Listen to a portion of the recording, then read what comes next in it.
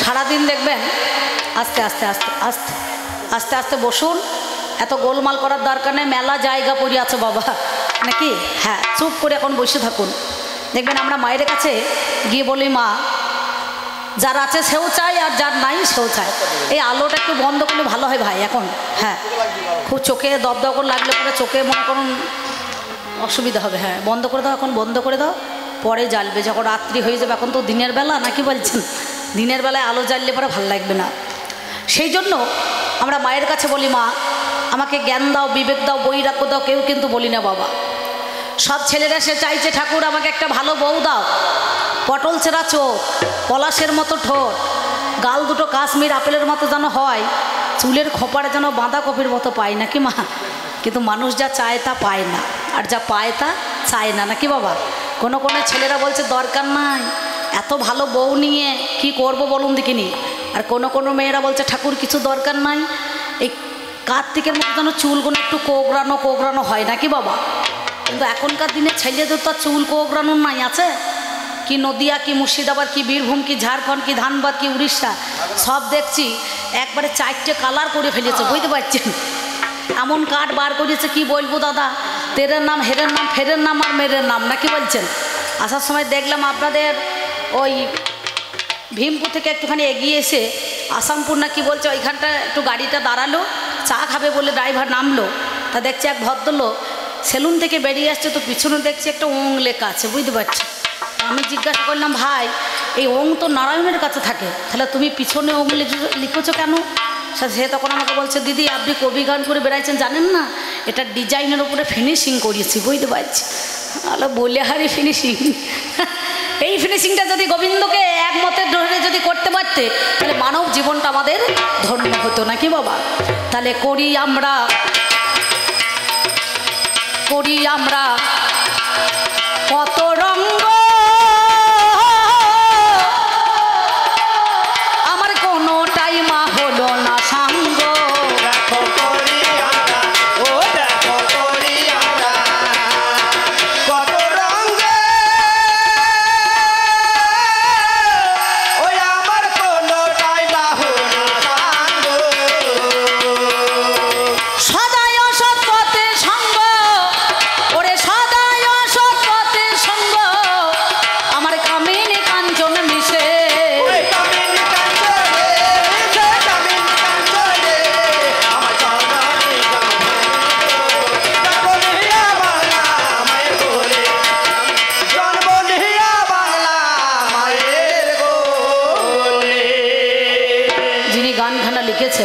তিনি আমাদের মধ্যে এখানে বেঁচে নাই। বর্ধমান জেলার ভাতার থানার অন্তর্গত চড়ুই বেলগ্রামে ওনার বাস ছিলেন স্বর্গীয় আমার গুরুদেব হরিসাধন দাস মহাশয়। তিনি মায়ের কাছে বললেন, মা না চাইতে সব কিছু করেছো তুমি দান, শেষের দিনে থাকবো না আমি, সঙ্গে যাবে মধুর হরি নাম। এই নাম যাবে আর আমার প্রাণ যাবে, এছাড়া কিন্তু আমার নিয়ে যাওয়ার কিছু নাই। আর আমি নিয়ে এসেছি সেই দাবিটা কিন্তু করা আমার হবে দায় নাকি বলছেন। অধম হরি সাধনের এই মিনতি যেন সুমতি নারীর হই মা পতি। অধম হরি সাধনের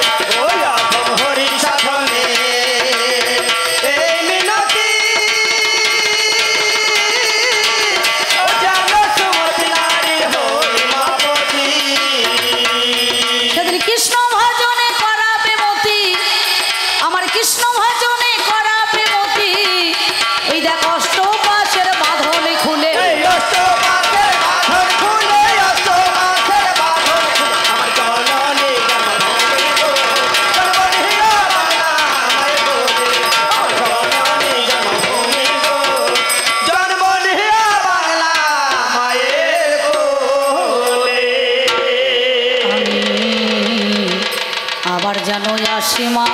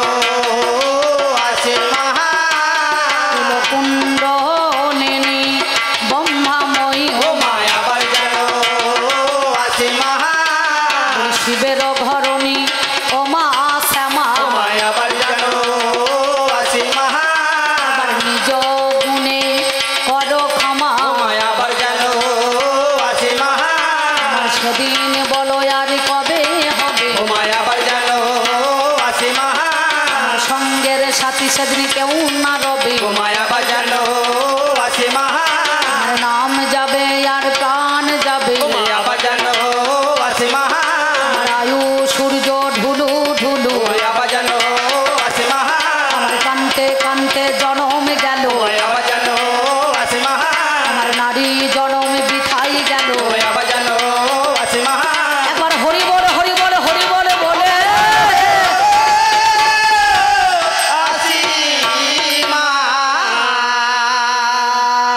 তবে আমায় যখন পাঠাইলি মা ধীরে না না ধীরে না ধীরে না না বলি আমায় যখন পাঠাইলি মা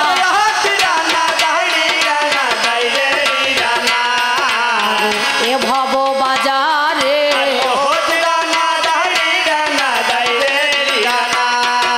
বাজারে বড় মজার বাজার দেখলাম নয়ন মেলে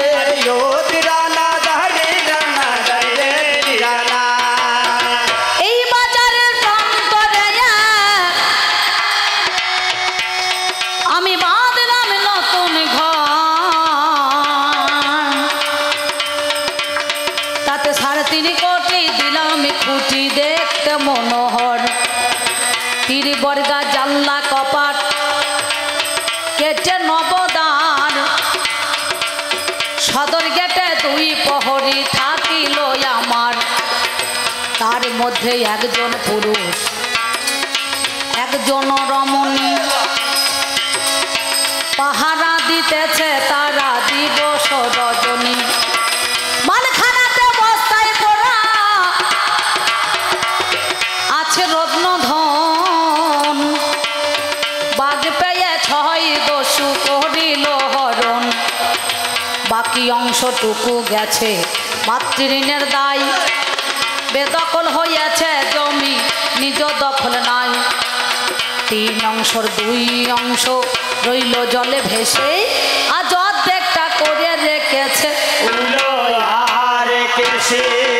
এই মাগো আবাদ করা গেল না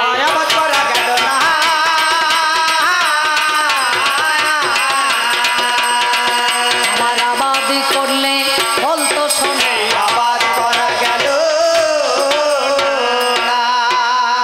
তাই আমার হৃদয় কানন কুসুমের বন পরশ কর মা তুমি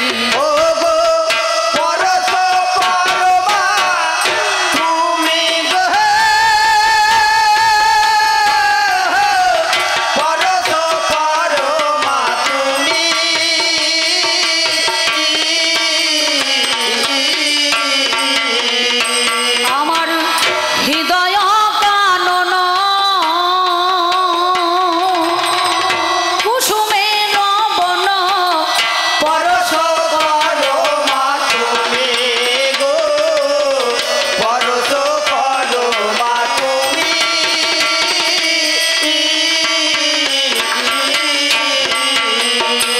ওমা উটুক ফুটিয়া পড়ুক লুটিয়া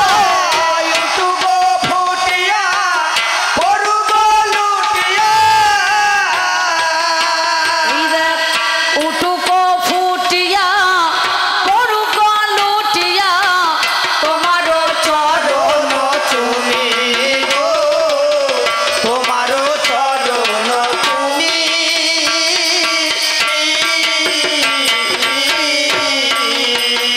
ওমা পরশে বড় হরসালে পরশে বড় হরসানে বলে মা গো তোমার কঠিন প্রাণে পরশে বড় হরসানে আমি এই পর্যন্ত বন্দনা গান ধীরে না ধীরে না ধীরে না না আমি এই পর্যন্ত বন্দনা গান ধীরে না ধীরে না ধীরে না না আমি অল্পে অল্পে সাহায্য ও দিরানা দাড়িরানা দাইরেরানা আর আসরেতে আছেন যত ধীরে না ধীরে না ধীরে না না আর যত কণ্ঠীধারী ও দিরানা দাড়িরানা দাইরেরানা সাধু গুরু বৈষ্ণবে যারা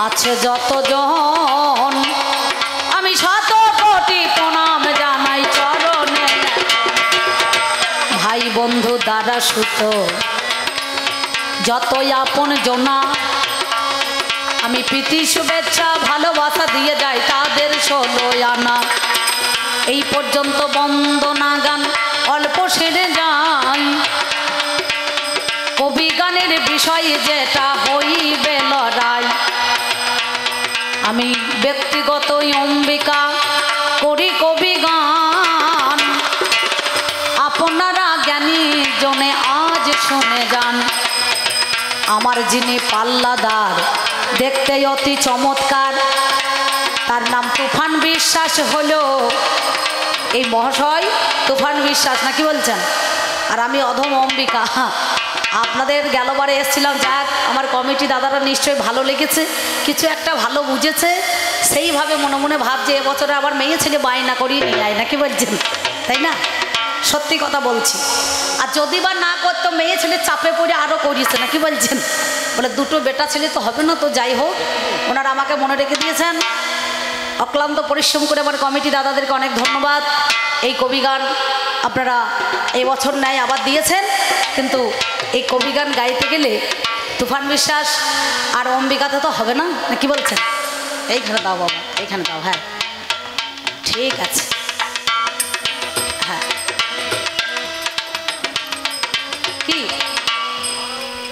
হ্যাঁ তুফান আর অম্বিকা হবে কৃষ্ণ শকুনি হবে মহাভারতে বেশ তা হবে কোনো ব্যাপার নাই তবে দুটোই বেটা ছেলে করে দিচ্ছেন কাকা হ্যাঁ কাকা নারী পুরুষটা ভালো হবে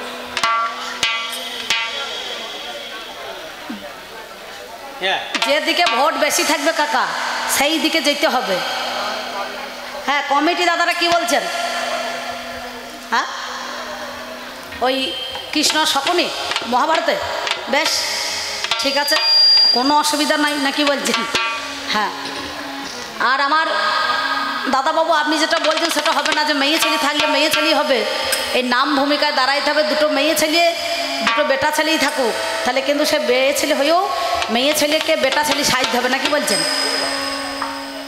কাকা বলছে যে একদিকে কৃষ্ণ শকুনি আর একদিকে বলছে কৃষ্ণ আর গান্ধারী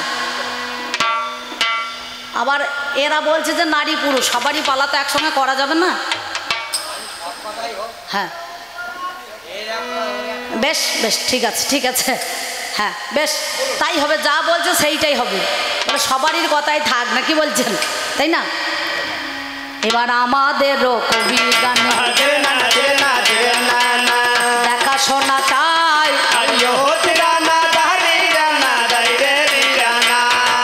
দেখাশোনা না করিলে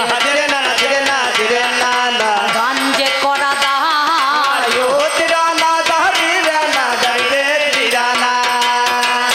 আমি আর অম্বিকা থাকবো না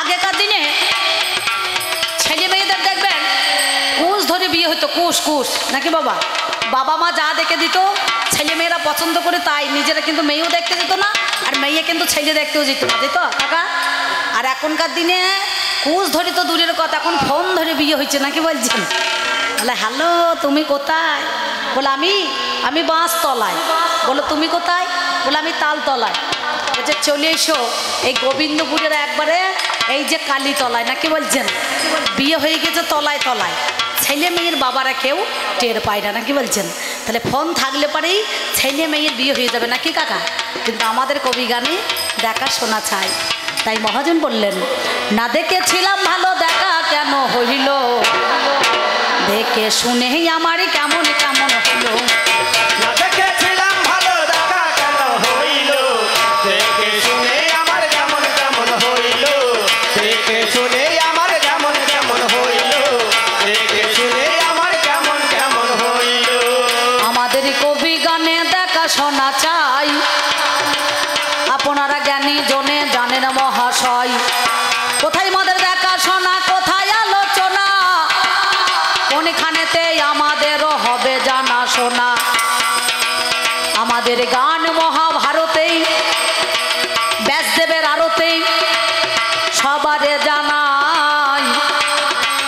আমি শুনতে পেলাম পালা কানে, মিথ্যা বলি নাই। কৃষ্ণ আর শকুনি হবে অভিনয়। আমার কাকা বাবুই আমাকে যে শকুনিতে দেয় নাকি গো, আমাকে শকুনি সাজিয়ে দিলেন। শকুনি শকুনি শকুনি শখ করে এনেছে নুন্নি নাকি বলছেন, তাহলে আমাকে শকুনি সাজিয়ে দিয়েছে। আমার যিনি পাল্লাদার, মাননীয়, বরণীয়, পূজনীয়, তাহাকে কি দিয়েছে? আমার কৃষ্ণের ভূমিকায় দাঁড় করিয়েছে। আমার কৃষ্ণের ভূমিকায় দাঁড় করিয়েছে। এবার দেখাশোনায় আজ করতে হবে।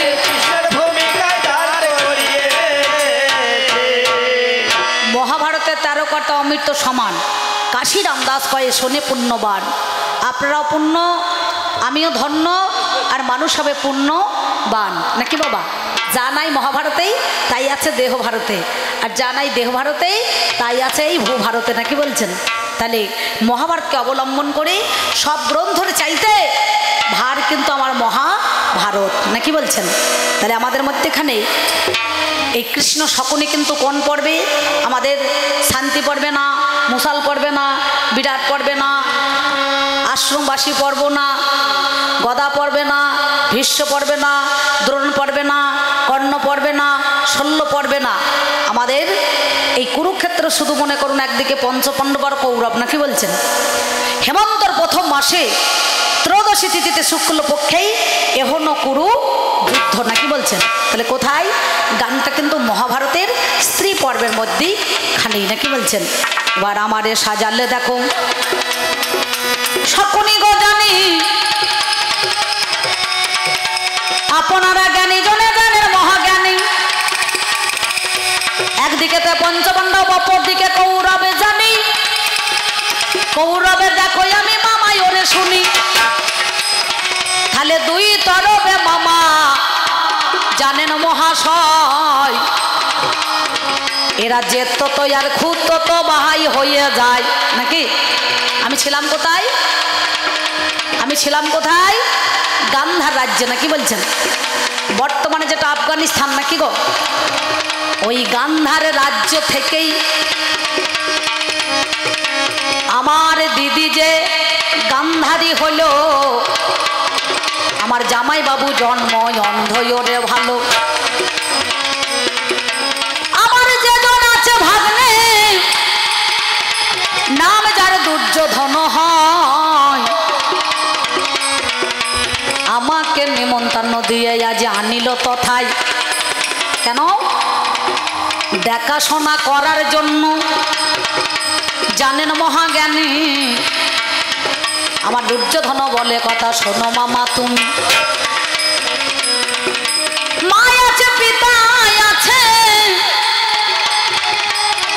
তারা চোখে তো দেখে না। উপদেশ দেওয়ার মতো দেখো আর নাই কোনো জনা। যেমন ভাবে বলবে তুমি শোনোই আমার ঠাই, তেমনি ভাবে চলাফেরা করিব নিশ্চয়। আপনারা নমস্কার নমস্কার নমস্কার। সমাবেত সুধী ভক্তমণ্ডলী এবং আমার মমতাময়ী মায়েরা, এছাড়া আমাদের এই সুন্দর সাউন্ডের মাধ্যমে যারা ঘরে বসে গান শুনছেন বা চলার পথে দাঁড়িয়ে গান শুনছেন, নিজের কাজের ভিতর দিয়ে কান পেতে গান শুনছেন, আমি আমার কবি গানের আসরে দাঁড়িয়ে আপনাদের সকলকেই জানাই আমার ভক্তিপূর্ণ প্রণাম।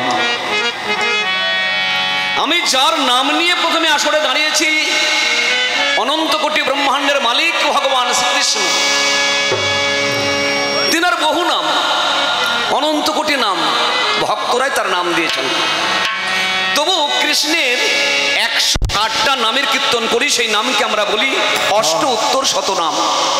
তার মধ্যে একটা নাম হচ্ছে গিরিধারী।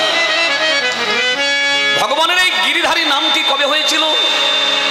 শ্রীধাম বৃন্দাবনে ব্রজবাসীরা ভয় পেয়ে যখন ভগবানের শরণাপন্ন হয়েছিলেন, বাল ও গোপাল হরিবল বৃন্দাবনের সেই গিরি গোবর্ধন পর্বতকে বাম হস্তের কনিষ্ঠী অঙ্গলে ধারণ করে ব্রজবাসীদের আশ্রয় দিয়েছিলেন বলে কৃষ্ণের নাম রাখা হয়েছিল গিরিধারী। রাজরানী মীরা ভিখারিণী গিরিধারী তোমারও লাগিয়া। প্রভু আমিও বড় বিপদে পড়েছি, মহা সংকটে পড়েছি। আমার বিপদগুলি কেমন? আজ আমার কামে উল্কা পাতে, আমার কামে উল্কা পাতে, ক্রোধী বজ্রাঘাতে, দেখো গোবিন্দ্র স্রোতে আমি সদা ভয়ে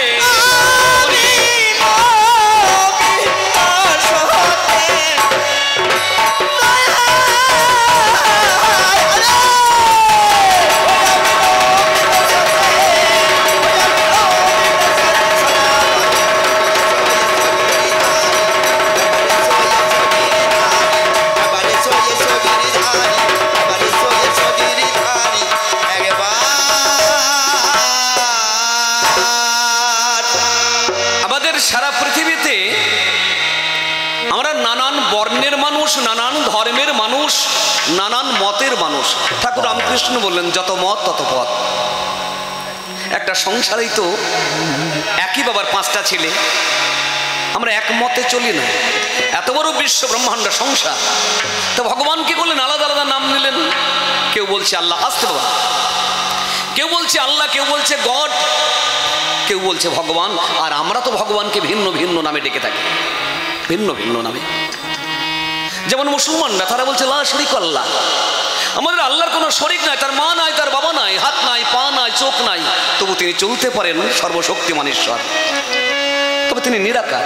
আর হিন্দুরা বলছেন আমাদের ভগবান সাকার, কখনো সাকার কখনো নিরাকার। যে যথামং প্রবদ্ধন্তে তং ততৈব ভজমহং মম বর্তমানে বর্তমানে মনুষ্য বর্ত সর্বস্ব।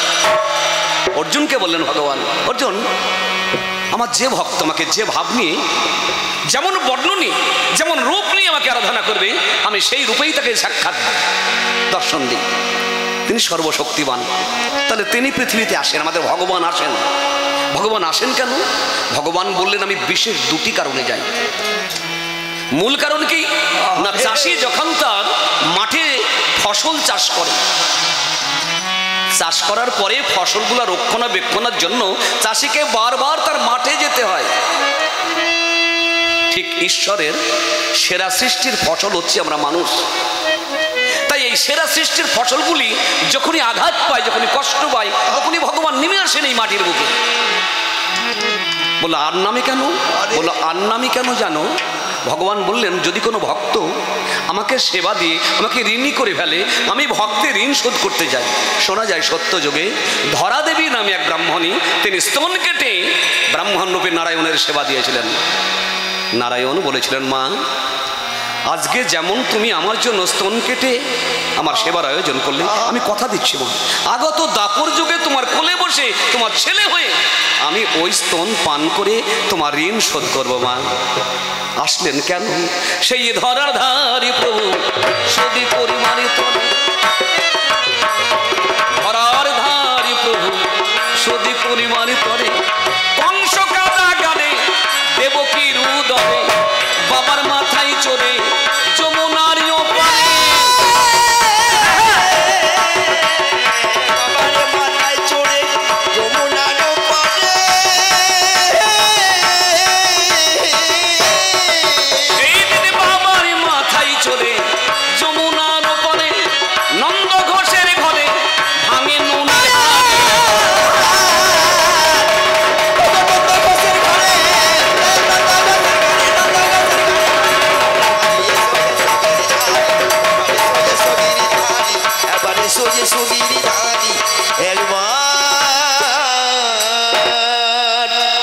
চতুর্বর্ণ মায়া সৃষ্টাং গুণকর্ম বিভাগ।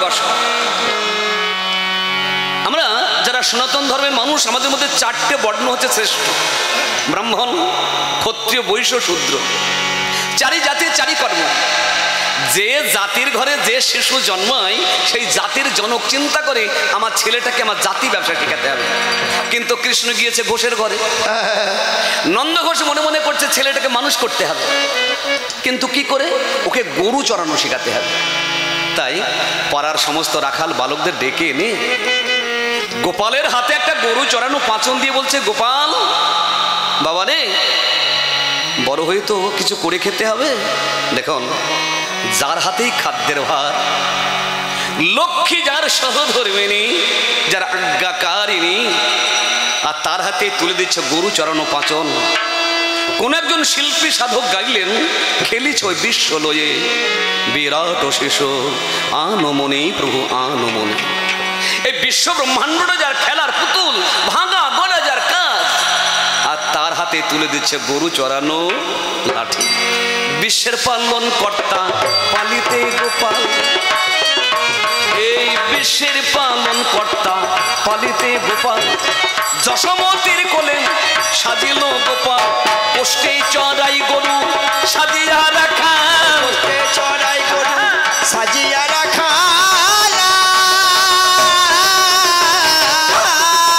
আইরে পোষ্টে চড়াই গরু সাজিয়া রাখা, ভাঙি গাছের ডাল হাতে নিল নড়ি, ভাঙি গাছে ডাল হাতে নিল নড়ি, ভাঙি গাছে ডাল হাতে নিল নড়ি, এসো এসো গিরিধারী, এবার এসো এসো গিরিধারী, এবার এসো এসো গিরিধারী, একবার। সত্যনারায়ণ ত্রেতায় আসলেন রাম, দাপরে শ্রীকৃষ্ণ। এই যুগটার নাম দাপর কেন? যুগটার নাম দাপর হলো কেন? না, ভগবান শ্রীকৃষ্ণের দ্বিমুখী লীলা। দ্বিমুখী লীলা কি? একটা মাধুর্য লীলা আর একটা হচ্ছে ঐশ্বর্য লীলা। মাধুর্যময় লীলা কোথায় করলেন? শ্রীধাম বৃন্দাবনে। কেন? না, জীবের দেখিয়া দুঃখ, কৃষ্ণ নাহি পাই সুখ, ব্রজে আসি সাধিয়া দেখায়। কি সাধন করলেন? অপ্রাকৃত শৃঙ্গার রস। অপ্রাকৃত, প্রাকৃত নয়। জীবের কর্ম হচ্ছে প্রাকৃত। আমার পাল্লাদার প্রথমে বন্দনায় উঠে বললেন না, এই কুরুক্ষেত্রের যুদ্ধ আজ হচ্ছে রাত 12টার পরে হয়। একেবারে গ্যারান্টি কার্ড দিয়ে ফেলেছে ভদ্রলোক। ও 12টার পরেই হয়, তার আগেরা হয় না। আমরা যাবো জি, কাট নেবো কাট, মানে একদম রেজিস্ট্রেশন করা আছে, ওটা 12টার পরেই করতে পাবে, 12টার আগে কেউ পাবে না।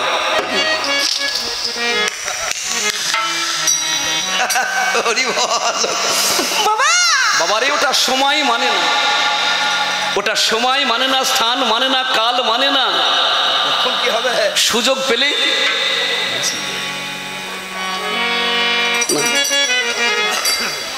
জীবের দেখিয়া দুঃখ, কৃষ্ণ নাহি পাই সুখ, বুঝে আসি সাধিয়া দেখাই। কি দেখালেন? অপ্রাকৃত শৃঙ্গার রস। শ্রীধাম বৃন্দাবনে শত কোটি গোপী নিয়ে রাস লীলা দেখালেন ভগবান। রাস কাকে বলে? প্রেম কাকে বলে? প্রেম কি আর কাম কি? কামের ক্ষমতা কতদূর জানবার জন্য সৃষ্টিকর্তা ব্রহ্মা সৃষ্টি করেছিলেন মদনকে। মদনকে বলেছিলেন, ব্রহ্মা মদন, জীবকে মাতিয়ে তোলার জন্য 5খানা বাণ তোমার তুলে দিলাম। যেদিন সারা পৃথিবীকে পরাজিত করে আমার কাছে ফিরে আসবে, সেদিন বিশ্ববিজয়ী সার্টিফিকেট আমি তোমাকে দেব।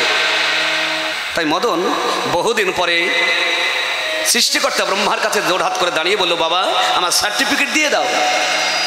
বলে, সর্বত্র জয় করে ফেলেছো? বললো, হ্যাঁ বাবা, আমি তোমাকেও তো বাদ দিইনি। ব্রহ্মাকে বলছে, মনে পড়ে না আমি তোমাকে ছেড়েছি আমার এই বনে? ব্রহ্মা বললো, তা তো ছাড়োনি। আচ্ছা, তুমি কি বৃন্দাবনে গিয়েছিলে? বললো, বাবা বৃন্দাবনে যাওয়া হয়নি। বলো, যাও, বৃন্দাবন থেকে ফিরে এসো। তাই মদন তার ফুলসরবান নিয়ে ছুটলেন বৃন্দাবনে। আর সেই দিনকে শারদীয় রাস পূর্ণিমা তিথি ভগবান শ্রীকৃষ্ণ তার প্রতিশ্রুতি রাত্রিতেই গোপীগণের মনোতুষ্টির জন্য রাস ও লীলায় আত্মহারা গোবিন্দ। আর সঙ্গে সঙ্গে মদন তার তুন থেকে বাণ তুলেই ধনুকে নিক্ষেপ করেই কৃষ্ণের উদ্দেশ্যে ছুড়ে দিয়েছে। বাণের কাজ কি? মাতিয়ে তোলা। কিন্তু এই যে বাণ কৃষ্ণের দিকে যখন ছুড়ে মেরেছে, আর বাণ তার শান্তির জায়গা খুঁজে পেয়ে গোবিন্দের আতুল চরণে আশ্রয় লইল। হরিবল হরিবল। চরণ শীতল জানিয়া শরণ লইনি ও দুটি রাঙা পায়। বাণ আর ফিরে আসছে না, চির শান্তির জায়গা পেয়েছে। জীব যদি, এই কামাতুরা জীব ভ্রমণ করতে করতে যদি কোনোদিন প্রেমের জগতে পৌঁছায়, সেখান থেকে কি আর কামের দেশে ফিরতে পারবে? চির শান্তির জায়গা। ভূমিতে ভূমিতে কোনো যে ভাগ্যবান তরে নদীর প্রভাবে যেমন কাষ্ঠ লাগে তীরে, যদি কোনো তীর পেয়ে যায়, সে মুখে যেমন ফিরে আসে না, মদনের বান ফিরছে না তুমি। একটা একটা করে 5খানা বানই শেষ, মদনের তুনে আর বান নাই। মদন ফিরে পালাতে যাচ্ছে, গোবিন্দ ডাকছে মদন, মদন। বলো প্রভু কোথায় যাচ্ছ? বলো প্রভু আমি পালিয়ে যাচ্ছি। বলো কেন? বলো আমি যে তোমার কাছে হেরে গেছি দয়া, আমি তোমার কাছে হেরে গেছি তাই পালিয়ে যাচ্ছি। বলো মদন একবার বৃন্দাবনে আসবে না? বললো আসবো প্রভু, আসবো। যদি কোনোদিন আমার এই কামের স্বভাব পরিত্যাগ করতে পারি আমি সেদিন বৃন্দাবনে আসবো, আমি তার আগে তোমার বৃন্দাবনে আসবো না প্রভু। তবে প্রভু আমি যাওয়ার আগে তোমার একটা নাম দিতে চাই। শ্রীকৃষ্ণ বলেন আমার নাম দেবে? বলো আমার কি নাম দেবে?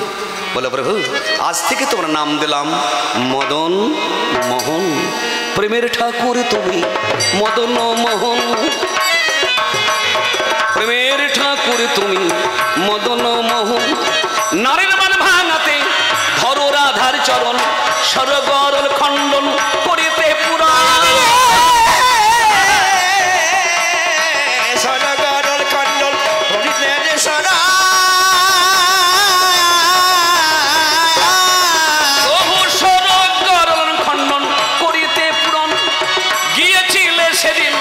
জয়দেবের বাড়ি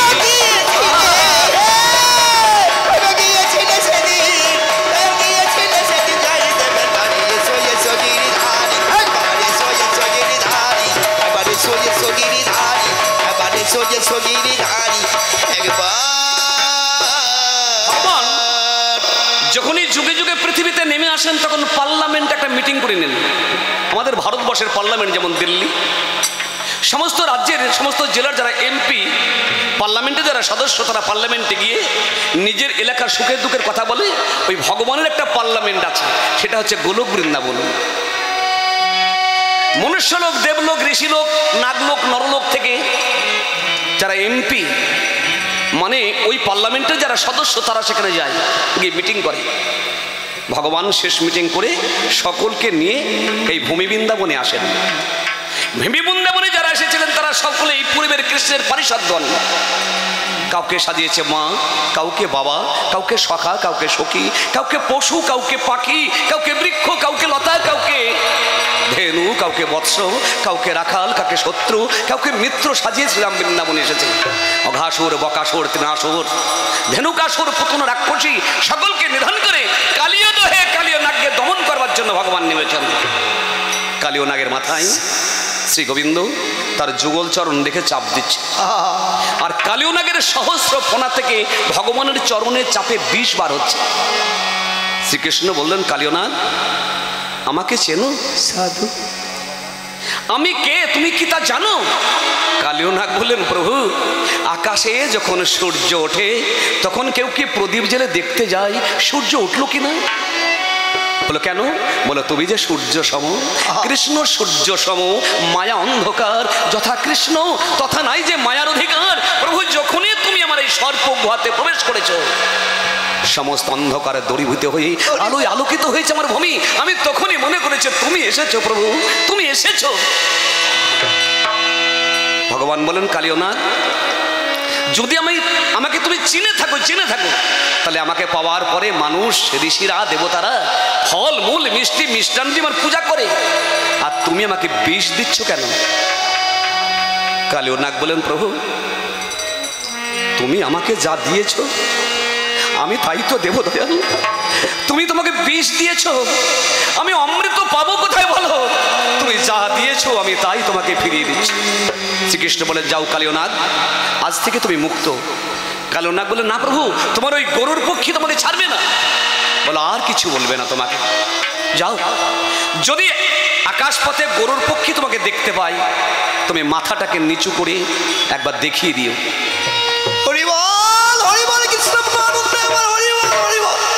তিনাদপি শুনেছেন তররিব সহিষ্ণু না অমানেন মানদেনা কীর্তনিয়া সদা হরি। কি দেখাবে? বলো এই যে আমার খরমের চিহ্ন তোমার মস্তকে রইল, আমি যে খরমের দাগ তোমার মস্তকে দিয়েছি গরুর পক্ষী যদি একবার দেখে তাহলে তোমাকে আর স্পর্শ করবে না। তাহলে যারা বৈষ্ণব তাদের মাথা নিচু করা হচ্ছে কর্তব্য। তিন আদৌপি শুনিছেন তর রে বৈষ্ণ না অমানেন মান ওদেনা কীর্তনে অঘাসর বকাসুর করিয়া দমন অঘাসর বকাসুর করিয়া দমন কালী দয়ে কালী নাগি করি দমন মথুরাতে করি কংসের বিধান মথুরাতে করি কংসের নিধন